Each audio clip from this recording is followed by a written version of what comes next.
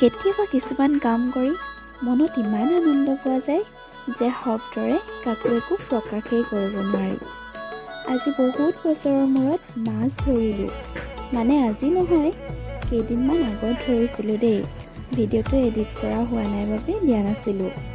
প্ৰথম দিনা মাছ ধৰি আহি কি হ'ল জানেনে?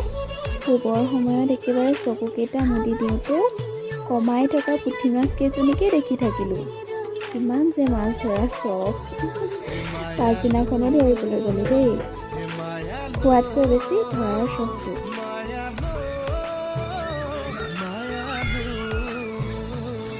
চিঞৰ শুনিলেনে? ডাঙৰ গৰৈ মাছ এটা ওলাইছিলে।